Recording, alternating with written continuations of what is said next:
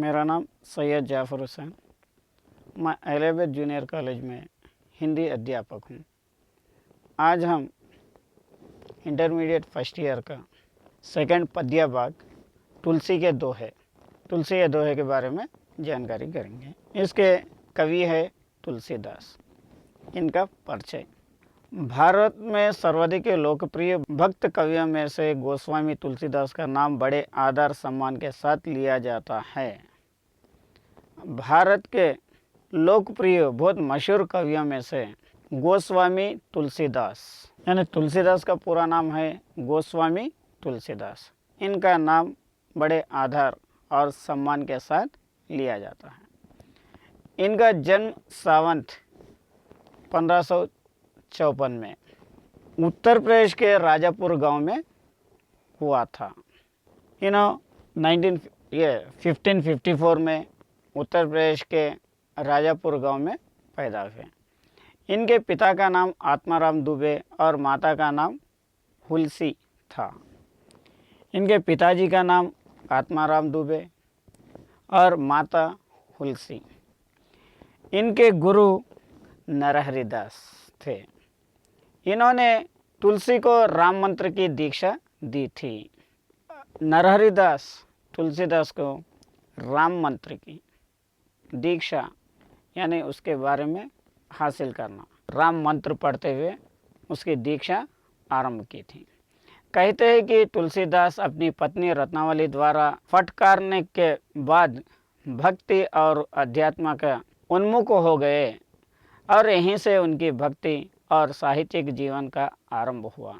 ये कहा जाता है कि तुलसीदास उनकी पत्नी रत्नावली से फटकार खाने के बाद उसके बाद इन्हों भक्त बने और उसके साथ साथ उनके उन्मुख के साथ उन्होंने ये राम भक्त बने और राम भक्त और साहित्य के जीवन यहाँ से शुरू किए। रत्नावली से फटकार खाने के बाद इन्होंने साहित्य शुरू हुआ और राम भक्त बन गए और इनकी मृत्यु 1680 में काशी में हुई।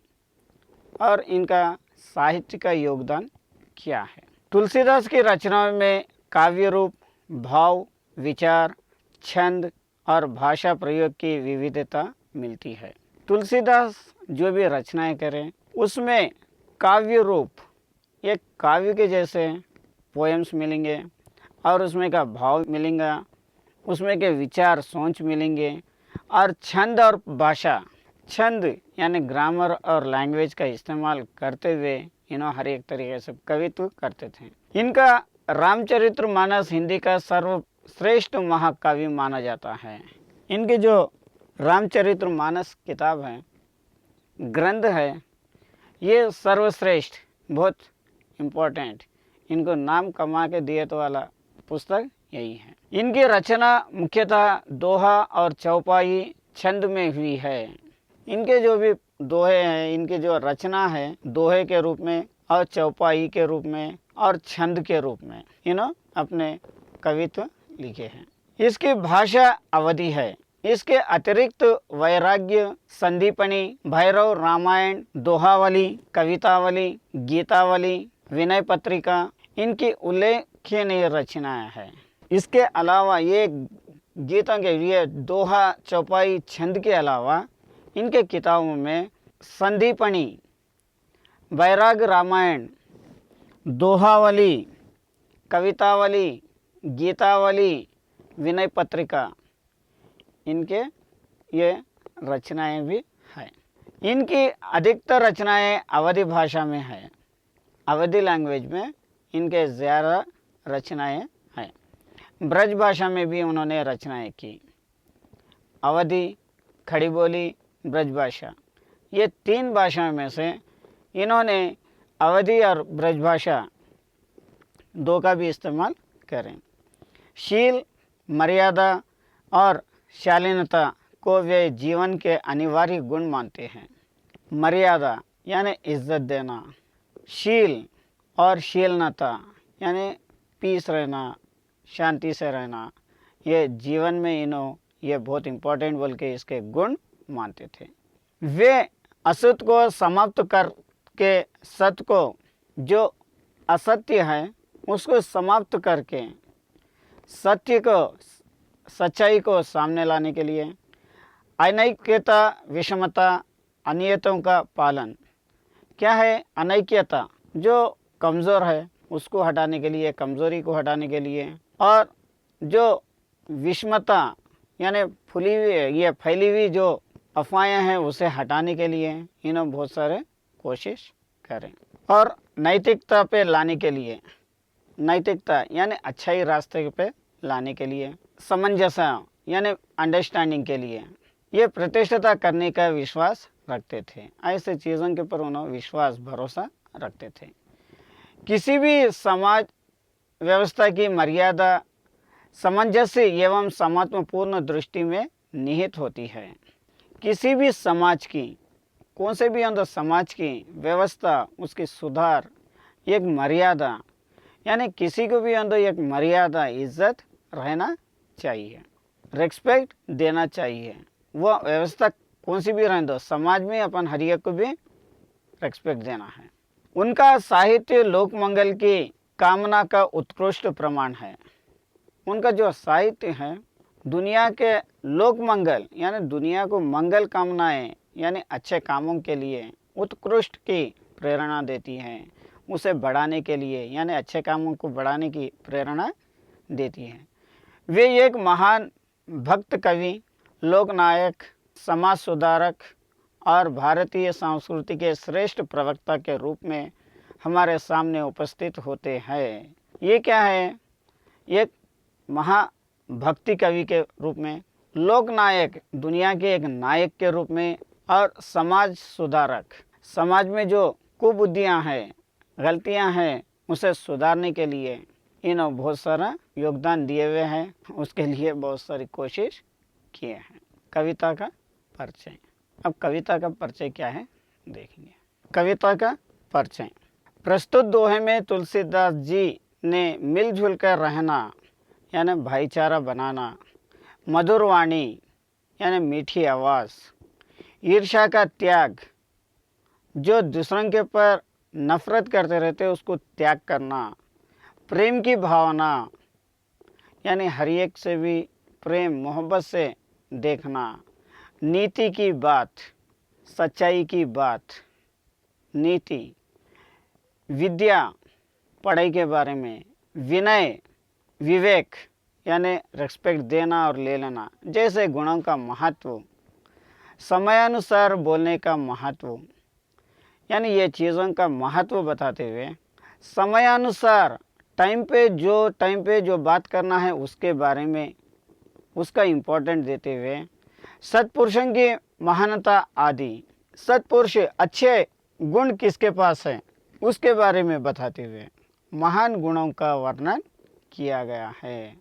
ये जो दोहे हैं उसमें ये चीज़ों का मिलजुल कर रहने का, मधुर वाणी का, ईर्ष्या को हटाने का, प्रेम की भावना बढ़ाने का, नीति की बात करना, विद्या, विनय, विवेक, ऐसे सारे गुणों के बारे में इनके अब जो पढ़ने वाले दोहे हैं उसके बारे में ये दोहों में ये जानकारी अपने को दी गई है। अब दोहे देखेंगे। अब पहला दोहा देखिए। तुलसी इस संसार में भांति भांति के लोग, सबसे हंस मिले बोलिए नदी नाव संजोग। ये पहला दोहा है। इसका भावार्थ क्या है? इसका अर्थ है कि तुलसीदास इस दोहे में मिलजुल कर रहने से क्या लाभ होता है, इसके बारे में ये दोहे में बताए गए। इस दुनिया में तरह तरह के लोग रहते हैं, यानी हर तरह के लोग, यानी उनका स्वभाव और उनका व्यवहार अलग अलग रहता है। ऐसे लोग भी दुनिया में रहते हैं। आप हर किसी से अच्छे से मिलिए और बात करिए। आप क्या है, हर किसी से मिलते रहिए और उनसे अच्छा बात करते रहिए। जिस प्रकार नाव नदी से मित्रता कर आसानी से उसे पार कर लेती है, वैसे ही अपने अच्छे व्यवहार से आप भी इस भाव सागर को पार कर सकते हैं। नाव नदी को पार कर लेती। अगर से नाव नदी से दुश्मन रहे या नदी नाव से दुश्मन रहे, नदी पार होना मुश्किल है। इसलिए नाव नदी से मित्रता दोस्ती कर लेती, इसलिए वहाँ से आसानी से अपन नाव पार कर ले सकते हैं, नाव पे बैठ के नदी पार कर ले सकते हैं। वैसे ही अपना व्यवहार अच्छा रहा, अपन अच्छे मिलजुल कर रहे तो कितना बड़ा भी सागर रह दो अपन आसानी से पार कर ले सकते हैं। यानी अपन अच्छे व्यवहार से रहे तो अपन कितनी भी परेशानी में रहें दो उसे अपन आराम से हासिल कर लेते हुए जा सकते हैं। यह है पहला दोहा का भाव। अब दूसरा दोहा, तुलसी मीठे वचन से सुख उपजत चाहूँ और वशीकरण एक मंत्र है परिहरो वचन कठोर। ये दूसरा दोहा है। इस दोहे में तुलसीदास मधुरवाणी के बारे में बता रहे हैं। तुलसीदास कहते हैं कि मीठे वचन सबको सुख फैलाते हैं। मीठे वचन क्या है? मीठी बात सबको सुख पहुंचाती है। किसी को भी वश में करने का ये एक मंत्र होता है। क्या है? किसी को भी अपने कब्जे में कर लेने के लिए, यानी अपन उनसे दोस्ती करने के लिए ये एक मंत्र है। कौन सा? मीठे वचन का। इसलिए मानव को चाहिए कि कठोर वचन छोड़कर मीठा बोलना की प्रयास करना है। इसलिए इंसान को चाहिए कि कठोर वचन यानी बुरे अल्फाज छोड़ दे के मीठे वचन बोलने का प्रयास करते रहना। मीठे वचन बोलने से सबका मन प्रसन्न रहता है और शत्रु भी मित्र हो जाता है। मीठे वचन बोलने से यानी मीठी आवाज़ देने से, मीठी बात करने से अपने को दुश्मन भी रहने दो दोस्ती में बदल जाता है। कठोर वचन बोलने से अपने को घृण करते हैं, घृणा करते हैं। क्या है? कठोर वचन बुरे अल्फाज बोलने से अपने को क्या हो रहा? ये घृणा यानी ये गलती कर बैठते अपन, अपने से ये गलती हो जाती। इसलिए ये कठोर वचन जो है उसे छोड़ दे के अपन मीठे वचन बोलना चाहिए। सोई ज्ञानी सोई गुणी जन सोई दाता ध्यानी तुलसी जाके चित्त भाई राग द्वेष की हानि। ये तीसरा दोहा है। इसका अर्थ, तुलसीदास इस दोहे में ईर्ष्या को त्याग करने के लिए कहते हैं। ईर्ष्या जो है, नफरत जो है, उसे त्याग करना, उसे छोड़ देना, उसके बारे में बोल रहे हैं। तुलसीदास कहते हैं कि जिसके मन में अनुराग होती है वही गुणवान, ज्ञानी और ध्यानी होता है। जिसके पास, जिसके दिल में अनुराग मोहब्बत होती है वही गुणवान, अच्छा आदमी कहलाता है, ज्ञानी कहलाता और ध्यानी कहलाता है। अगर मन में ईर्ष्या होती है तो वो कभी गुणवान नहीं होता। अगर से मन में, दिल में दुश्मनी अगर से रही, नफरत अगर से रही तो वो आदमी गुणवान कभी नहीं बनता। मन में ईर्ष्या को अंत करके दुनिया को दिखाने से सब कुछ हमें समझ में आता है। जो ईर्ष्या है, जो नफरत है, उसे अंत करके, उसे ख़त्म करके दुनिया को अपन ये दिखलाना है कि इसे अंत कर दिए, तो ये चीज़ अपने को जब समझ में आती तब हम ज्ञानवान बनते हैं। जब भी हम लोग एक ज्ञान, अच्छे आदमी बन सकते हैं, नॉलेज वाले बन सकते हैं, यानी दुनिया के बारे में जानकारी देने वाले बन सकते हैं। इस तरीके से तीसरे दोहे में बताया जा रहा। अब चौथा दोहा, तुलसी या संसार में सबसे मिलिए धाय ना जाने किस रूप में नारायण मिल जाए। ये चौथा दोहा है। इसका अर्थ, यहाँ पे प्रेम की भावना के बारे में यहाँ पे बता रहा। तुलसीदास इस दोहे में प्रेम की भावना के बारे में हमें बता रहे हैं। तुलसीदास जी कहते हैं कि सारे संसार में दौड़कर भगवान से मिलने गया, लेकिन इस दुनिया में भगवान कितना दौड़ने पर भी किसी जगह नहीं मिला। क्या है? तुलसीदास इस दोहे में क्या बोल रहे हैं? सारे दुनिया में, सारे संसार में मैं दौड़कर, मैं भाग के भगवान से मिलने के लिए गया, लेकिन इस दुनिया में भगवान के लिए ढूंढने के लिए कितना भी दौड़ना पड़ा, लेकिन भगवान किसी जगह पे भी नहीं मिला। अंत में मैंने नारायण को एक जगह देखा जहाँ प्रेम होता है, वही भगवान का दर्शन होता है। आखिरकार मैं भगवान को, नारायण यानी भगवान को एक जगह देखा। वो कहाँ पे बोले तो जहाँ पे प्रेम होता है, जहाँ पे मोहब्बत है, जहाँ पे इंसान से मोहब्बत है, वहाँ पे भगवान का दर्शन होता है। जिसके मन में प्रेम की भावना होती है उसके अंदर भगवान वास करता है। जिसके दिल में भगवान के ऊपर मोहब्बत रहती और भगवान की भावना रहती, उसके अंदर ही भगवान वास कर सकता है, उसके अंदर ही उन्हें जी सकता है, रह सकता है। अब पांचवा दोहा। तुलसी काया खेत है, मानसा भायो किसान, पाप पुण्य दोवु बीज है, बुवे सो लूने निधान। ये पांचवा दोहा। इसका अर्थ देखेंगे। तुलसी इस दोहे में नीति की बात हमें बता रहे हैं। जो ये दोहा है इसमें नीति उसके बारे में बता रहे हैं। तुलसीदास जी कहते हैं कि हमारे शरीर खेत के समान है और मन किसान के समान है। अपना जो जिस्म है वो एक खेत के बराबर है और अपना दिल जो है एक किसान के बराबर, एक फार्मर के बराबर है। पाप पुण्य दो बीज है। पाप और पुण्य यानी नेकी और बुराई दो भी बीज हैं। जो बोया जाता है उसी को प्राप्त करना पड़ता है। जो अच्छाई बीज आप बोए तो वही अच्छाइयाँ अपने कने आते हैं, या बुराई की बीज बोझे तो बुराइयाँ आते हैं। जो बीज डाले उसी अपन हासिल करना है। हम अपने मन में पाप के बारे में सोच कर पाप कार्य करते तो हमें पापात्म बनते हैं। जो अगर अपने मन में, अपने दिल में पाप के बारे में सोच के पाप करते हुए रहे तो अपन बुरे होते। अगर इसके विपरीत पुण्य कार्य कर रहे तो पुण्यात्मक बनते हैं। अगर से इसको छोड़ के अच्छे काम अगर से करें तो बुराइयों को छोड़ के अच्छे काम अपन करें तो अपने को पुण्यात्म कहलाते हैं। लोग हमें आदर से देखकर इज्जत करते हैं। लोग क्या है, अपने को देख के अपन अच्छे काम करने से अपने को इज्जत भी देते हैं। यानी नीति के बारे में यहाँ पे बताया जा रहा। और उसके बाद का दोहा देखिए। छठवां दोहा।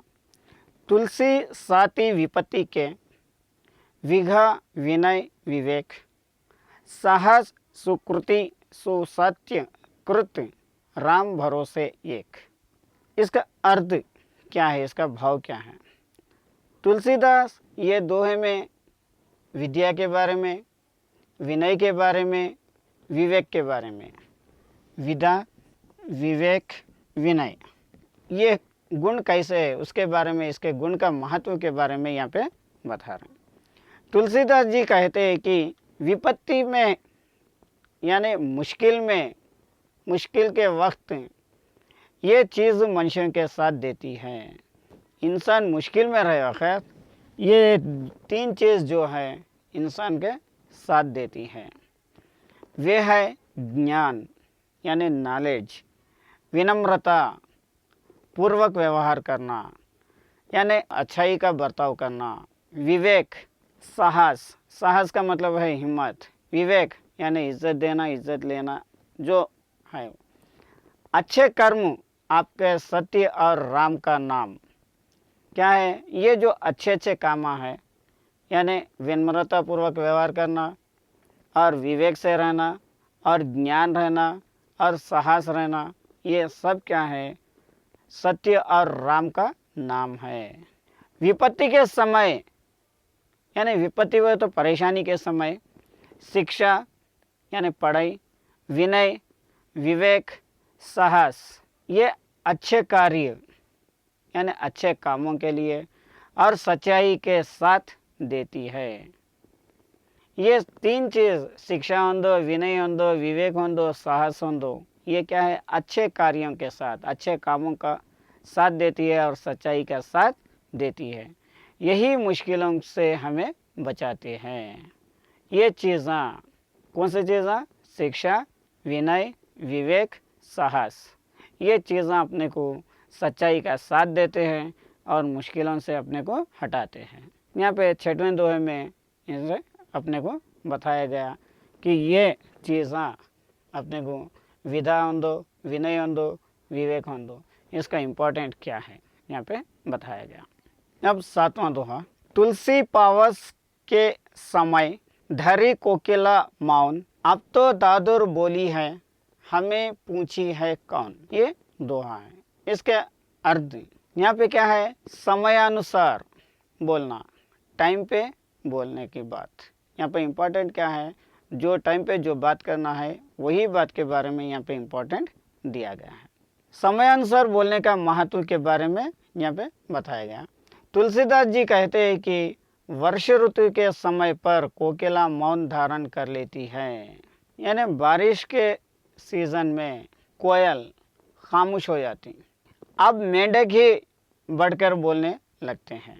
बारिश के सीजन में क्या है, कोकिला मौन रह जाती, मेंढक के आवाज़ें ज़्यादा आती रहती। ये सोचते हुए कि हमें अब पूछने वाला कौन है, मेंढक ये सोचता है कि ये बारिश आ गया, अब हम लोग तो चीखा मारने का है, हम लोग बैक बैक करके आवाज़ करने का है, और अपने को पूछने वाला कौन है। तुलसीदास विद्वानों के स्वभाव का संकेत देते हैं। यहाँ पे तुलसीदास किसका संकेत दे रहे हैं, विद्वान लोगों का। जहाँ मूर्ख लोग बोलने लगते हैं वहीं विद्वान लोग चुप हो जाते हैं। विद्वान बोले तो अक्लमंद, यहाँ पे अक्लमंद के बारे में इशारा देते हैं। जहाँ पे मूर्ख लोग, बदअक्ल लोग बोलना शुरू कर देते हैं तो विद्वान लोग चुपचाप रह जाते हैं। वे जानते हैं कि उनकी बात अब कोई नहीं सुनेगा। जो विद्वान लोग हैं उन लोग समझ जाते हैं कि ये चार मूर्ख यहाँ पे मिल गए, अपन बोलना बेकार है, अपनी बात कोई सुनने वाला नहीं। विद्वान के समय और परिस्थितियों को देखकर भाषण करना चाहिए। जो अक्लमंद है इंसान, उसे समय देखकर यानी मौका देखकर ही चुनो, किस परिस्थिति में कौन सी बात करना है वो सोच समझ कर ही भाषण देना चाहिए। अब 8वां दोहा देखिए, सम कंचन कांचो गिनत शत्रु मित्र सम होय, तुलसी या संसार में कहत संत जन सी। ये 8वां दोहा, इसके बारे में देखेंगे। यानी यहाँ पे इसका भाव किसके बारे में बता रहा हो, तो सत्पुरुष की महानता, सत्पुरुष किसे कहलाते हैं उसके बारे में यहाँ पे बताया जा रहा। इस संसार में महान लोग सोना और कांच को एक ही तरह मानते हैं। इस संसार में, ये दुनिया में अच्छे लोग, महान लोग सोना और कांच ये दोनों को एक ही तरह मानते हैं।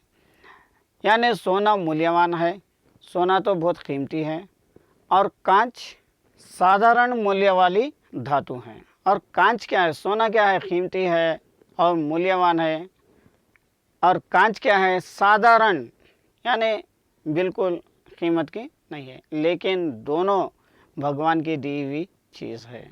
लेकिन सोना भी हों दो और कांच भी हों दो, भगवान दिए तो चीज़ है। दोनों धातुओं को समान दृष्टि से देखना चाहिए। ये दोनों चीज़ों को समान दृष्टि से, एक ही नज़र से देखना चाहिए। उसी तरह इस दुनिया में शत्रु और मित्र दोनों सत्पुरुषों की दृष्टि में समान है। जैसे कि सोना और कांच दोनों भी एक ही भाव से देखना है, उसी तरीके से शत्रु और मित्र को यानी दुश्मन और दोस्त को, दोनों को भी सत्पुरुष अच्छे लोग क्या है, एक ही समान से देखते हैं, एक ही नज़र से देखते हैं। सत्पुरुषों की दृष्टि में सब लोग, यहाँ पे सत्पुरुषों की दृष्टि में यानी अच्छे लोगों की दृष्टि में सब लोग क्या है, समान है, बराबर है। यहाँ पे सत्पुरुषों की दृष्टि में सब लोग बराबर हैं। यहाँ पे ये दोहे बताए गए। ये थे तुलसी के दोहे। आज के लिए यहाँ पे पाठ समाप्त, फिर कल दूसरा।